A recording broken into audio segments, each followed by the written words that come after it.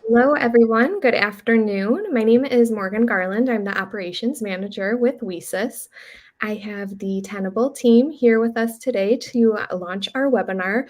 Before we get started, though, I wanted to do a quick introduction of the WiCyS organization for those of you who are not familiar with us. Alrighty, we often go by our acronym WiCyS as in We Sisters because that is exactly what we are. We are Global Cyber Sisterhood.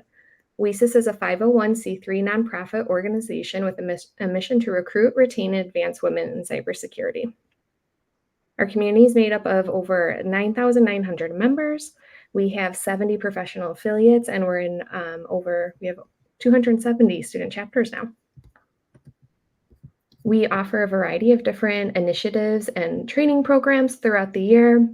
We have our virtual and in-person career fair, our online member forum, our speakers bureau.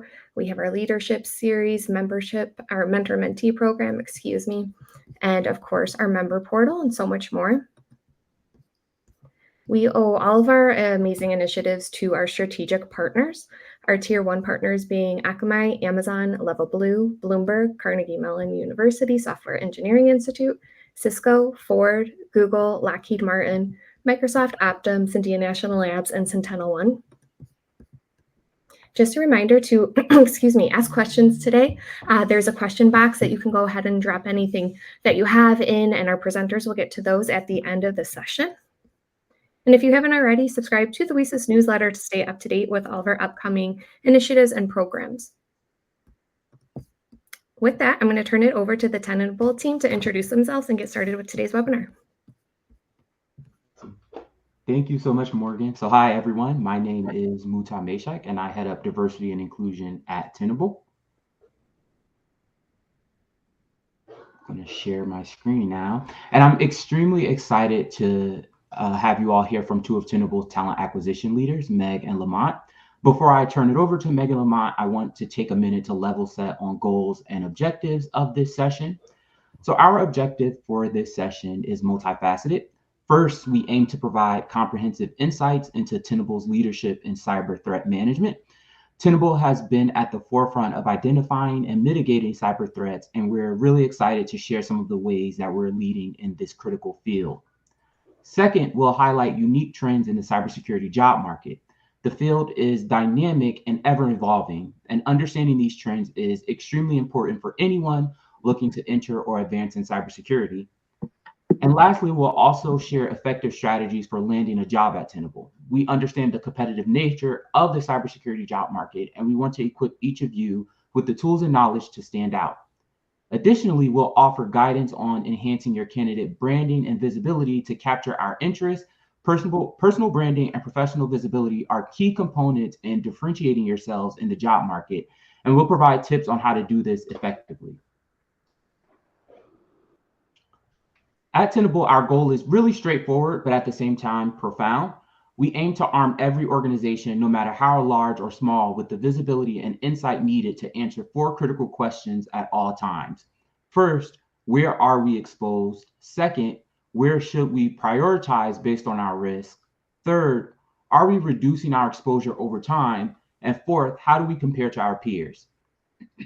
To achieve this, we offer a suite of robust products designed to cover every aspect of cyber exposure and vulnerability management.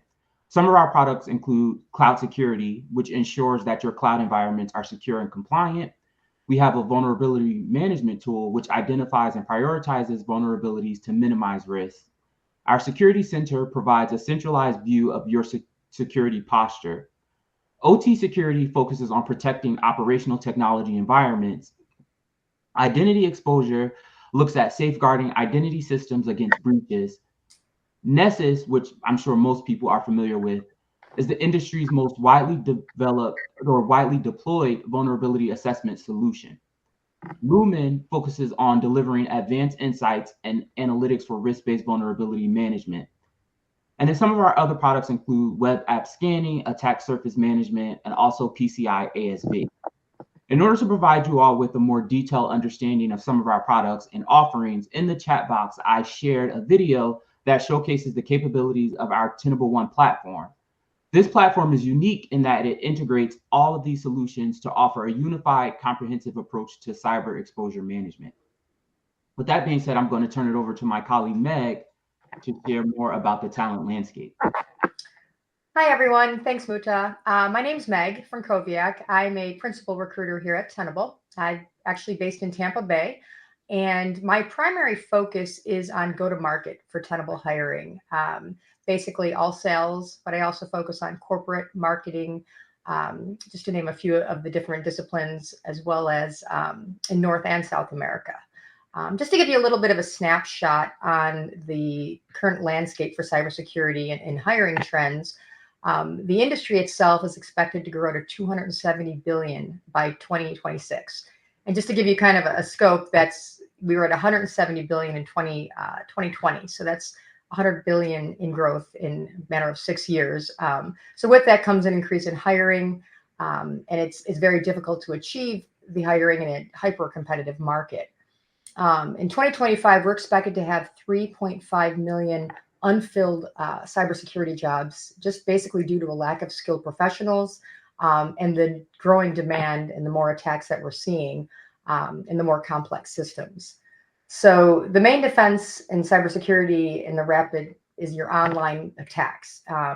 So it's unpredictable, obviously very complex. And basically, we've seen a 72% climb in the number of breaches since 2023 globally. And it's important to understand, along with like technical skills, your hard skills when you're looking to get into cybersecurity, there's also soft skills.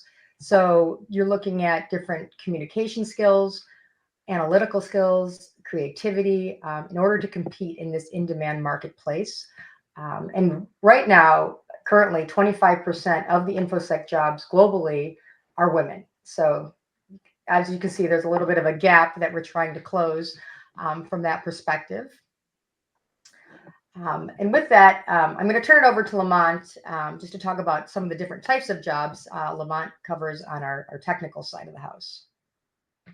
Yeah, thank you, Meg. So I'm Lamont. I've been with Tenable now for going on 10 years. I've been recruiting for about 25 years now, primarily in the technical and classified sector. And within the cybersecurity industry, there are a plethora of jobs that are available.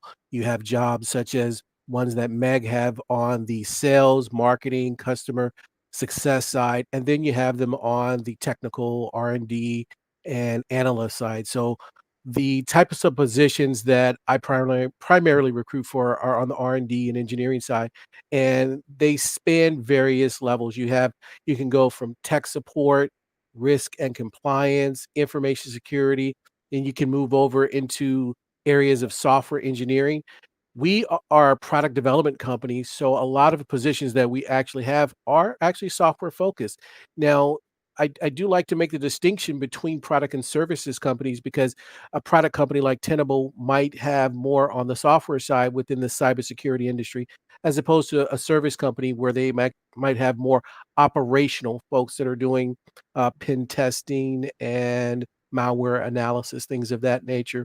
But these are just a small list of positions that are available within the cybersecurity industry, and there's far, far more that span not only in the actual cybersecurity industry being operational, but also on the development side, as within Tenable on the product development side.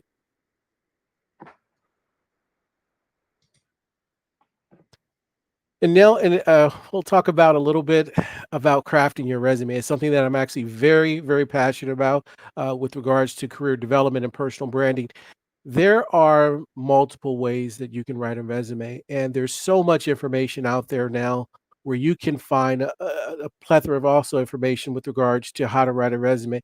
And there's many ways you can do it, and there's many ways you can do it incorrectly.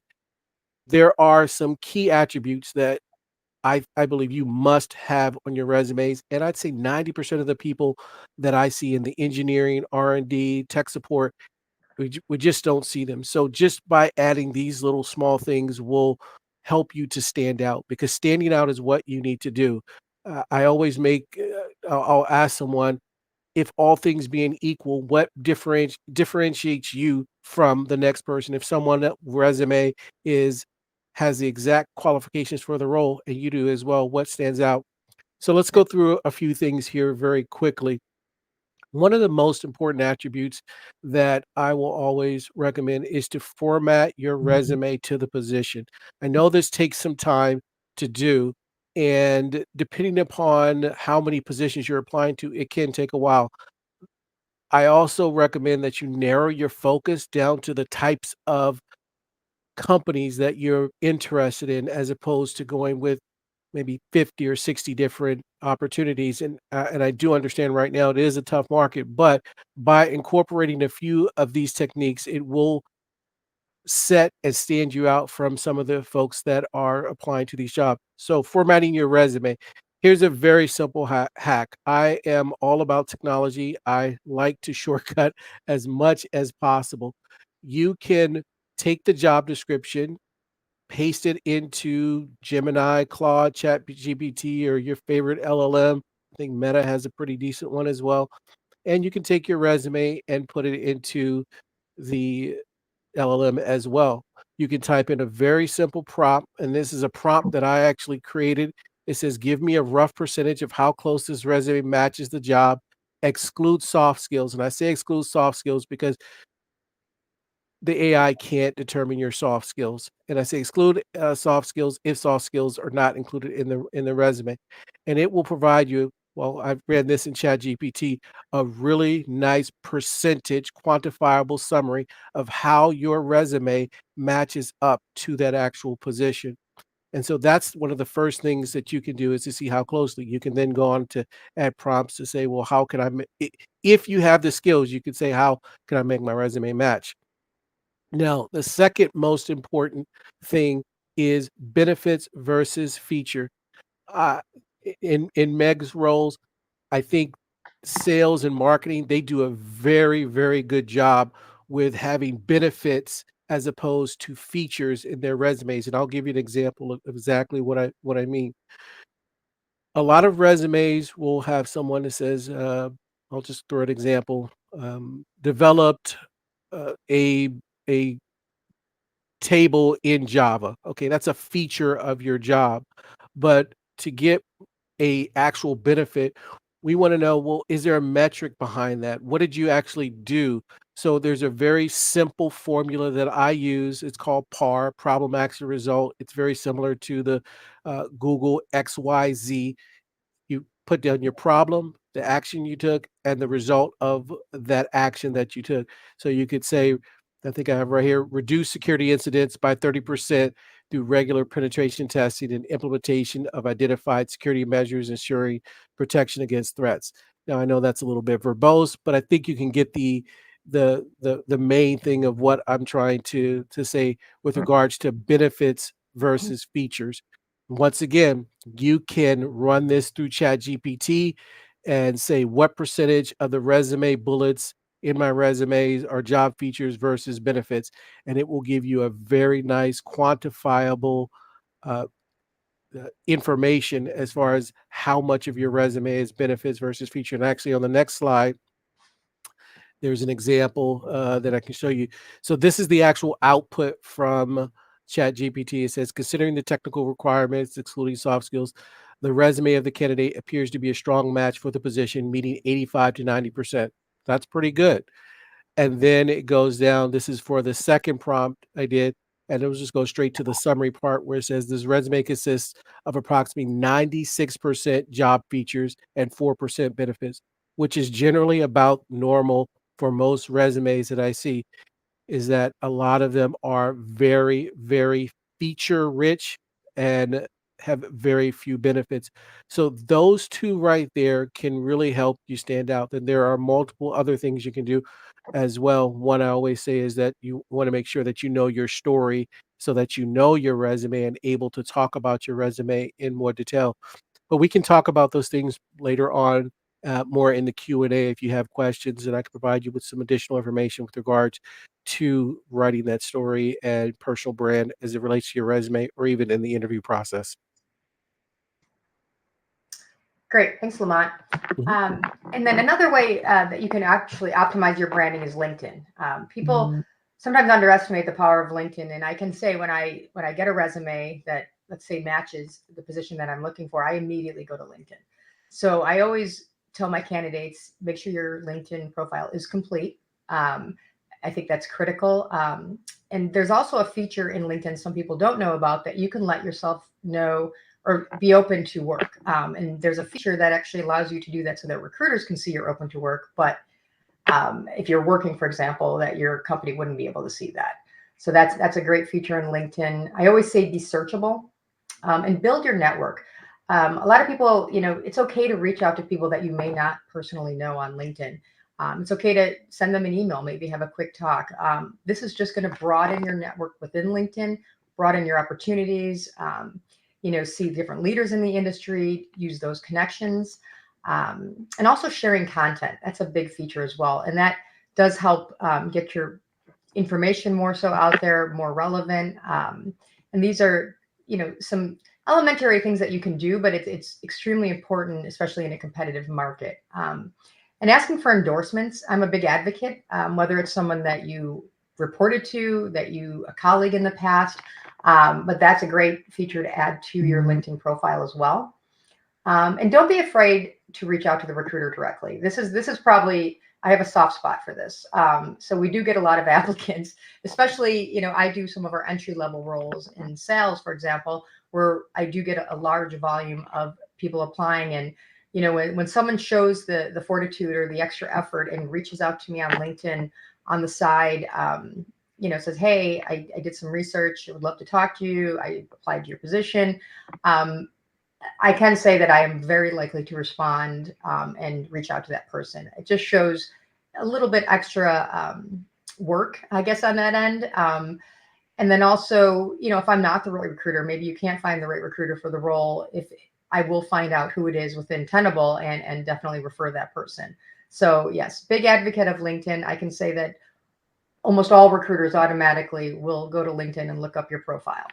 So that is something you want to be cognizant of. This is just a quick snapshot, the Tenable careers page of, again, we've talked about the different positions that we have at Tenable. It appears to have gotten cut off, but from engineering to sales to research, finance, HR, it's, a pretty broad industry, but I'm going to flip to the next slide here. This is just some best practices, which again, may come across as being sometimes common sense, but more times than not, some people forget.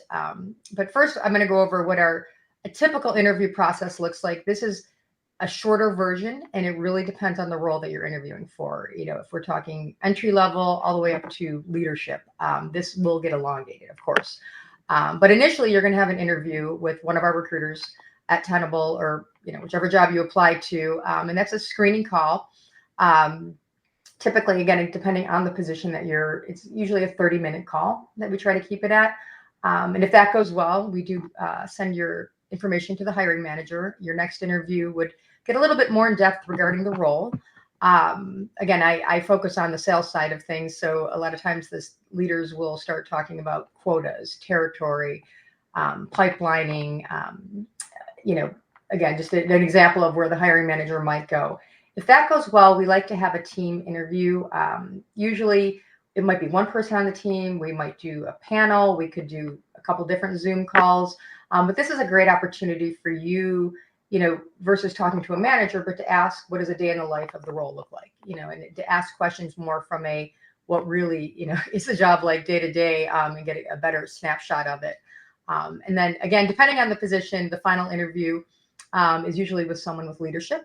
Again, if it's a management type role, it could be one of our C-level executives. It just really depends. And a lot of times that can be an overview of, the vision of Tenable per se, different, where we see the organization, where you fit into the organization, more of a high level call. But that just is a snapshot of what a typical interview process could look like. And that could be much more in depth as well.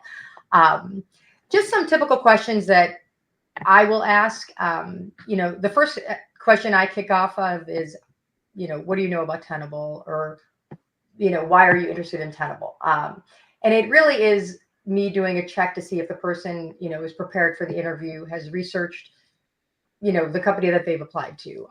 And I actually did have this happen yesterday where someone was like, "Oh, I'm sorry, I didn't have a chance to look it up and tell me about your company," which, P.S., that does not go over well when you start off an interview. So I always give the advice, do your homework. I know people are applying to a lot of positions, but it's still very important on your first interview to put your best foot forward. And then I'll usually ask the person to tell me about themselves, usually 30 seconds to a minute long of a quick overview, different transitions, throughout the career. I'll usually circle back to either why do you want to work at Tenable or why do you want to work in cybersecurity, especially if it's someone perhaps transitioning into the industry that isn't from security in general. I always am looking for a more compelling answer, versus, oh, it's a growing industry. So I always ask to really put some thought behind that question. Another one of my favorite questions is, how would a former or current colleague describe you? Because that it's a self-awareness. How do other people, do they like working with you? How would they describe how you work? How do you work under pressure? This is an ever-changing, fast-paced industry. No matter what role you're in, it affects everybody. You can't turn on the TV without hearing about a different breach or something happening within cybersecurity. So, looking for that person that is very adaptive, agile, can change quickly, and, is able to display those type of attributes. And then, I always ask, what are your salary expectations? I'm not asking what your salary is. I'm asking, where are your expectations, just to find out if we're in line. If I'm here and you're over here for this role that we're discussing, it's important to know up front, just to make sure that we're in, going in the same direction, and it's going to work out if we get to the end of the interview process. And then I like to ask why, what other jobs are you applying for? How is the job search going?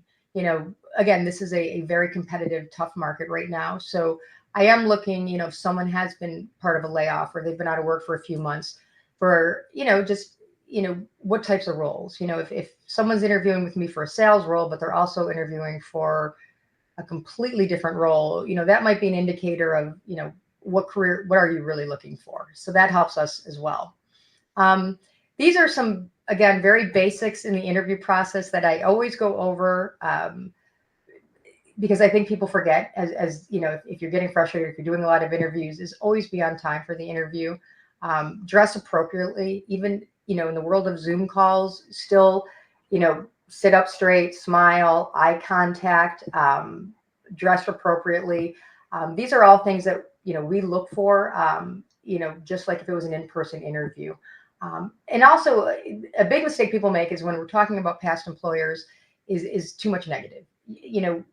Try to be positive. Try to add, positive things that you took from that job, things that you learned, even if it was a bad situation or a reason that you left. I always ask to put a positive spin on that. And as we go back to be prepared, research the company, research the job that you're interviewing for. Make sure before the interview you've read the job description. You've pulled out some different skills that you have that match, because you're not always going to be 100% maybe with the job description, but you can definitely highlight different attributes you have that will match the description, that will help the recruiter. And follow up. I'm a big advocate of sending a thank you letter.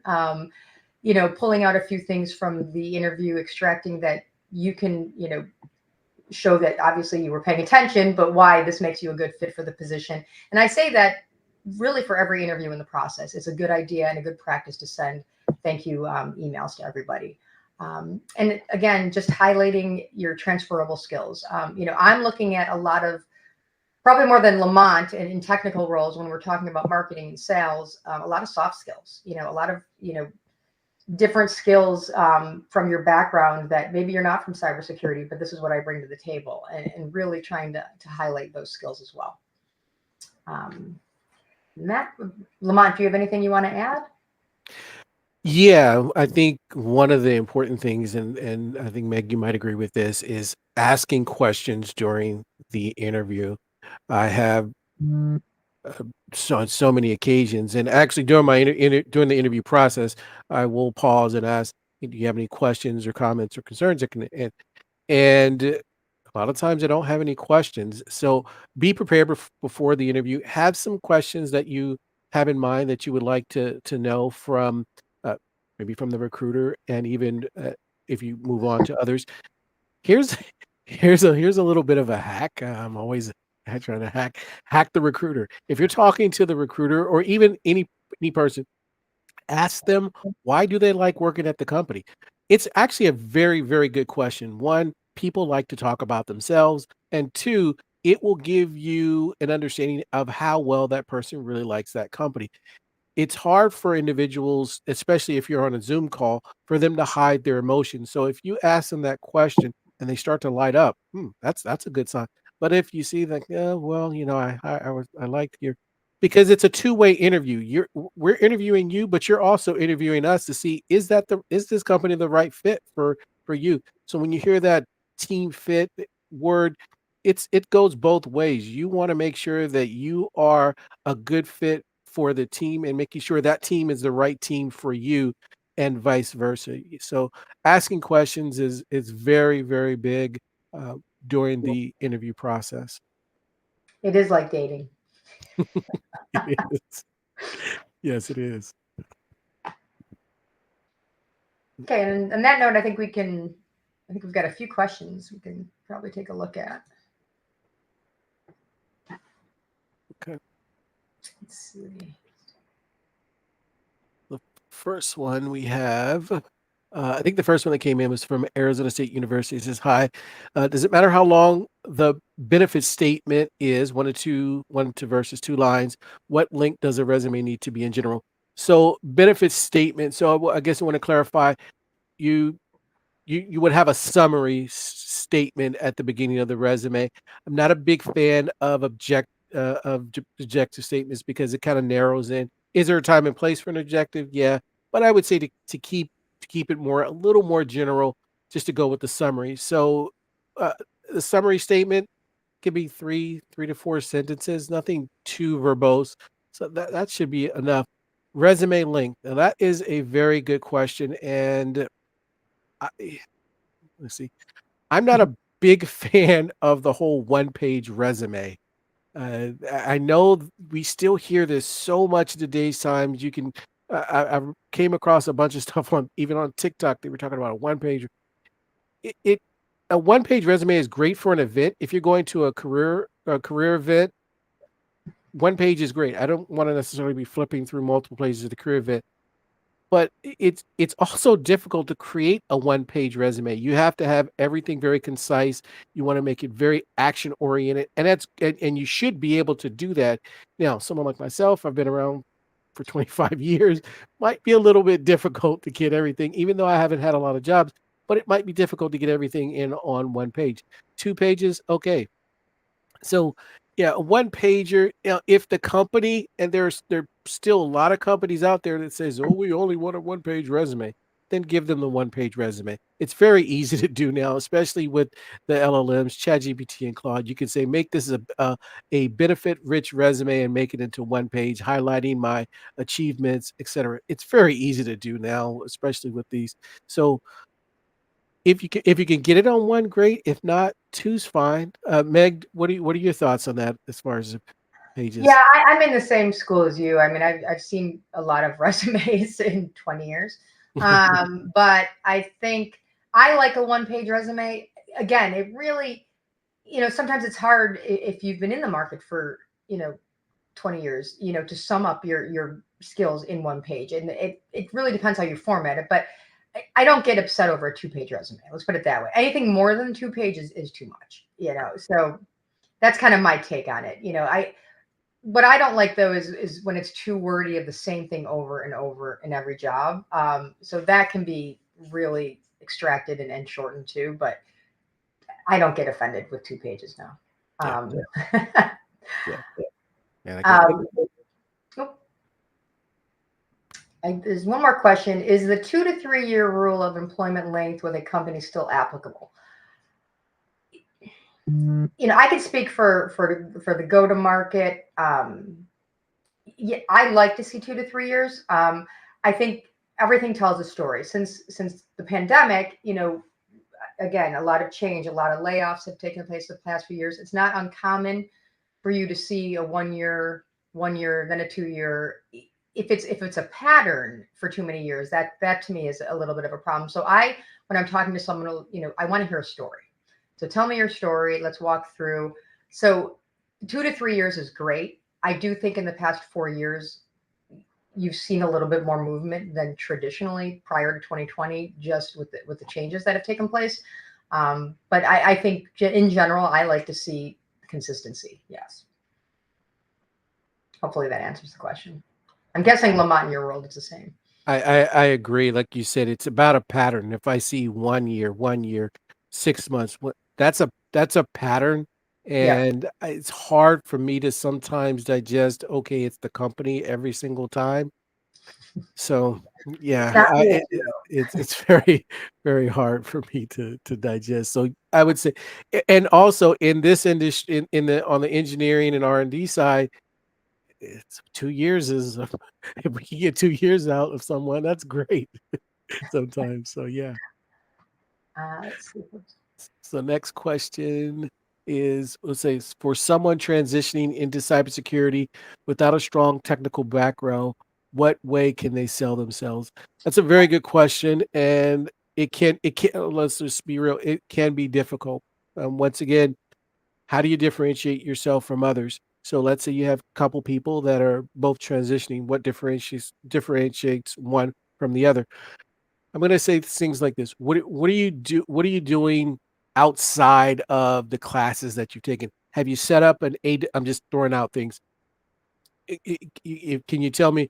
I'll have people such as that, and they say, "Well, I've set up a AWS server, and I'm playing around with Kubernetes. Installed a Kafka data store, and oh, okay, wow. This one, it shows initiative.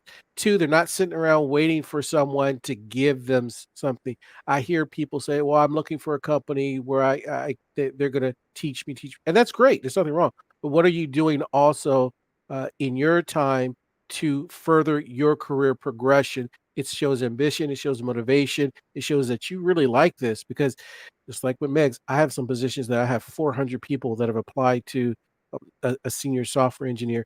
All of them aren't going to be qualified, but there's probably going to be, if it's a general, let's say like Java microservices type position, there might be quite a few people that are able to perform that role. And you know, what differentiates? So to answer your question is going into finding out what are the key things in your who you are, your story. Once again, the story of what are your accomplishments. In those accomplishments, what were your challenges? What are the things that you were able to overcome? So all of those are very very important in someone who's transitioning from, let's say, the non-technical into a technical role, such as in the cybersecurity industry. I hope that answers your question. If you have further questions, go ahead and ask. We'll go deeper into that. Any suggestions for early professionals? It's been tough to secure in the job market. I mean, it is a competitive job market, and it depends. Again, if it's from a technical perspective, I'm guessing, LaMont, you can expound on that. But I think, again, I go back to, utilizing connections. Trying, having your resume stand out. I mean, these are, things I'm sure, it's hard when you get 400 applicants for one job, and how do you set yourself aside? And I roll back to the person that goes the extra mile and reaches out to me on LinkedIn. Like, simple steps like that can make a big difference as well. I guess I'll let you kind of answer that too, LaMont. Yeah, and I'm seeing a little bit of a theme here with some of the questions that are revolving around early career transitioning, which are somewhat similar to what I had mentioned before. So what let's let's kind of take this back a little bit and think of it. Your personal brand. You are a brand. You are a marketer first and foremost. Being able to understand what marketing is and to understand a personal brand is, to me, is very very important. I don't have enough time, but there's plenty of information out there. One of my favorite books. It's an old school book called Positioning: The Battle for Your Mind. Is something that's very very, to me, it's the cornerstone of all marketing. So marketing is extremely important. What do I mean by that? And I'll take some extrapolations into how that falls into here. So I've had to talk to many people over the years who are transitioning. First is how do you even talk? How do you get to the recruiter? I've had some people do some very interesting things. They've reached out to me. Some people they'll actually look at my LinkedIn profile and say, they'll say, "Tell me about the paper route," because I use storytelling. I'm very big on marketing, and storytelling is one of the best marketing techniques that you can do. It cuts right through, it hits emotion. We can talk about storytelling forever as well. And they reached out to me and they said, "Tell me about your paper route." And I was like, "Okay, cool. Why?" Because I like to talk about myself, as all people do. So I started talking about my paper route, knowing that that could be a ploy. It could just be they're trying to get into me, but I don't care. I like talking about myself, and we all do. And so we start getting a conversation. So those are little small techniques. But once again, going back is, are you passionate? Are you really passionate about this? Or are you just trying to make a change into an industry that's booming? There's nothing wrong with the latter, but find something that's passionate. Take that can, in my opinion, that consumes you. I'm very passionate about marketing and marketing, recruiting, and personal branding and those things. You'll catch me up late at night, and technology that I'm doing those things. So if you start talking to me, you can very quickly see how passionate I am about that. If I can hear that, if I can see that in someone, we're going to be a little bit inclined to try to maybe to work some magic for you. So it's difficult to make those transitions, especially if you compare someone who actually has the work experience as opposed to someone who's not quite there. They're getting there. So it is very important to do a lot of stuff on your own, and try to find areas that you're very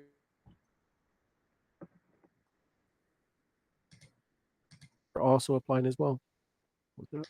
My connection just stuttered. Okay. And then we have a question about having a cover letter. Do we need a cover letter anymore? Should we answer the story? It's like, Oh boy. I still have a soft spot for cover letters, depending on the position.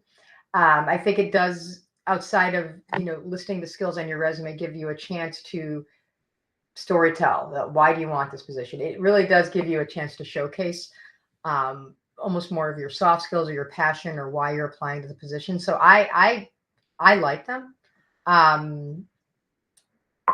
mean, LaMont, I'm guessing. I don't know. I'm looking at your facial expression. I mean, I'm talking from the sales and marketing side. So Right. And so this is actually good. This is good for everyone to know, because you there's always different schools of thoughts, and there's nothing wrong with either. Personally, I don't look at a lot of cover letters unless something stands out that they catch my attention. Once again, if the first sentence in the line is, uh I'll use our manager for example. Someone sent him a message and says, and they were talking about gummy bears. Why? Because our manager talks about gummy bears in his LinkedIn profile.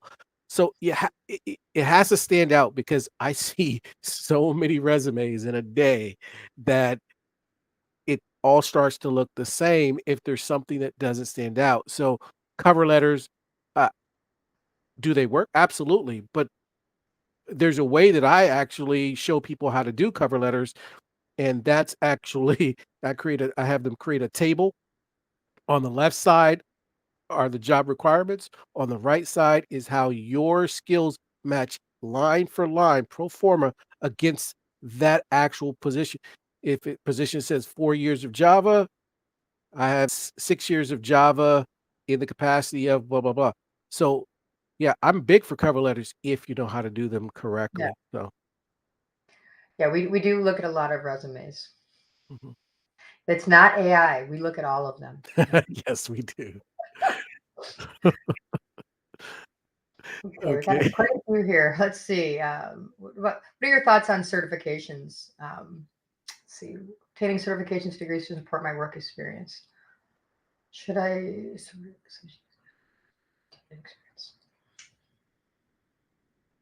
I'm guessing that's from the technical perspective. So from a technical perspective, certifications are great. They should be a complement to the work experience. And you could say, I know here's the catch-22. But what if I don't have any work experience? How do I get the work experience if I so yeah, get the certifications if you have almost no experience, the certifications will help. But once again, I always go back to what can you, if you have zero experience, what can you show that you've done? Have you created a website where you are talking about security? Your LinkedIn profile, are you talking about security? What is it that you're doing above and beyond the person next to you, beside you, in front and back of you, that would make you stand out? Because there's, once again, going back to Meg and my positions, there's a lot of people that apply. So if we're able to, the resume. Now we'll go very quickly. The resume. The resume is a very quick showcase of you. It's not a sum total of who you are, and it's really a tool that shows potential predictability of how you perform in that role based on your current and past performance. So if given that, once again, how do you stand out? And I know I keep parroting that again, but we're looking at a lot of different resumes, and the goal that you're trying to do from the resume is to get to the next step, which is, let's say for us, a call with the recruiter. And then once you get on a call with the recruiter, how are you going to stand out from the next person? So I hope that answered your question a little bit. And once again, there's a theme here that's kind of, I see synonymous with a lot of these, kind of going back and forth with regards to transitioning, experience, and things of that nature around that. So Excellent. Let's see. We've got quite a few questions. let's see. I'll go to the next one. I think, what advice what advice would you have for someone that has been out of workforce for 20 plus years, who doesn't have a bachelor's degree, is working towards obtaining certification but needs a job now? Also, what type of job would be most beneficial starting out? Um, I think it depends on the direction too. mhm. Whether it's, are you looking technology? Are you looking marketing, sales, entry level? Like, I think that's a broad question. Um, I can answer from my angle. Getting in at the entry level from a sales perspective, will teach you obviously the product, working with the client, learning cybersecurity in general. Um, but again, with an entry level role, obviously compensation is different depending on where you're coming in and what you're looking for. So it's kind of a broad question, I guess. And then we have, you know, from your side, I don't really think they're necessarily entry level roles without some sort of experience. Yeah, a lot of the roles, just using what Meg said, I'll just say that I have, are they're not entry level. They're usually some Yeah. amount of experience. However, once again, this is kind of going with the same thing. There's a couple things here that kind of piqued my interest. You said, but needs a job now. If it's that critical where you need a job now, you may want to look at other options. If it's Look at your options as far as, well, what is your true underlying goal? And I think there's some deeper questions that you may want to ask in that. And once again, this Mhm. kind of all goes back into transitioning into a field that has a into fields that have high demand. So let's talk about that for a little bit, because if you are transitioning into a reverse engineer role, you're probably going to get a job pretty easy. Why? Because that's a high demand, low supply, high technical skill. That's technical versus operational. And let me give you an example. Cybersecurity analyst can be a general role. Malware analyst is a very specific role, and they are doing some very specific things when it comes to reverse engineering, looking at viruses and reverse engineering those to find out how it was created. So I do want to be very careful and letting everyone know that there's a lot of roles that are available in the cybersecurity industry. The true high demand ones that you can make a lot of money into are going do require higher technical skills. So there are levels to everything. going back, I'm just using cybersecurity analyst because I see it right there as an example. Once again, you have levels. So what level do you want to get to? Because you may have to delve into programming in order to get to a certain level where there's a higher demand and lower supply. So looking at that, looking at roles that have higher demand, lower supply, and there are ways to do that even coming fresh out of college to you can put in a small amount of time into a certain discipline, and it's a high demand area as opposed to being generalist. Now, it we can talk about that forever. I don't wanna monopolize that on that, so. Well, there are, I mean, from a tech support, like our tech support roles, right, which are definitely more entry level, and that's Mhm. a great foot in the door. And I sometimes say, you know, yes, breaking into cybersecurity is not the easiest industry. But once sometimes you have to get your foot in the door, right? Mhm. And work your way up too. And that's another, some people want to come in up here, but if you're willing to come in here and work up is another way to approach it as well. Um, I you know, agree. yeah. I have a philosophy that is not very popular, and that philosophy, a lot of people don't it's called work for free, and I know a lot of people don't if but here, let me expound on that a little bit. Let's say you are able to work 6 months with some very great engineers or cybersecurity analysts. You're gonna have 6 months of working in something with people who are in the industry doing what you wanna do, and they're able to share that knowledge with you. So now you have the experience as opposed to I've talked to people who've been out of work for a year, unfortunately, and because they're transitioning or trying to do like I said, it's not very popular. Not everyone can do it, also, but if you have that opportunity where you can work coming in as an entry level for nominal pay or free pay or whatever you can do great way to get your like I said, get your foot in the door sometimes is the main key with a lot of opportunities in this industry. And then it all goes back to networking too, from B-sides or different events. Just being present, making contacts, making connections. I mean, it does help. Meeting the right people. And again, cybersecurity is so broad of an industry as well. But attending events, volunteering, things like that is only going to help you.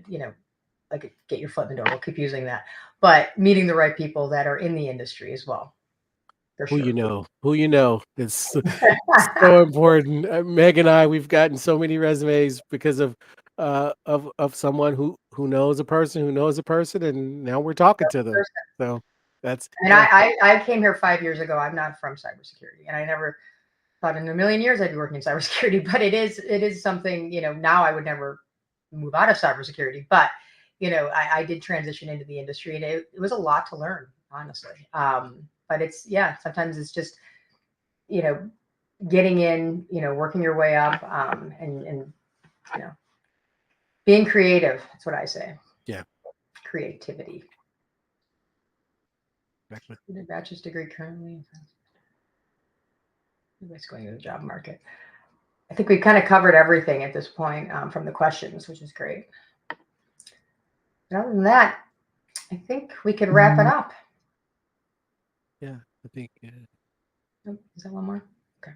I was looking at the one.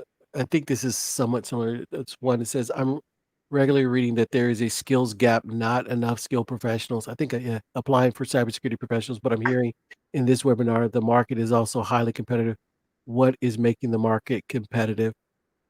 What's making the market competitive is that you have a lot. It kind of goes back to the skills, technical and operational. So there's a lot of uh, positions or a lot of certifications, degrees focused on the operational side.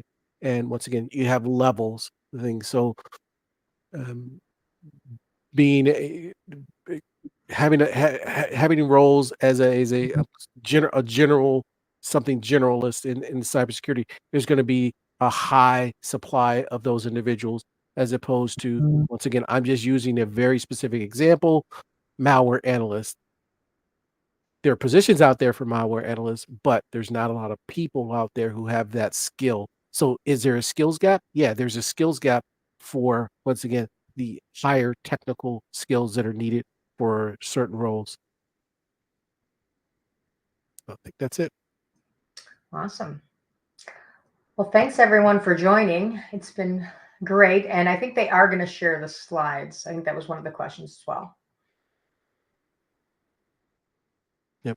And you can, I'm going to actually be creating a GPT for some of those prompts that I mentioned. So if you want to connect with me on LinkedIn, I will probably, I'll need to do a couple more testing, but in maybe a few days, have those GPTs ready. You can access them directly if you don't want to create your own prompts, and just drop your resume, drop the job description, and boom, all of that information is printed out for you.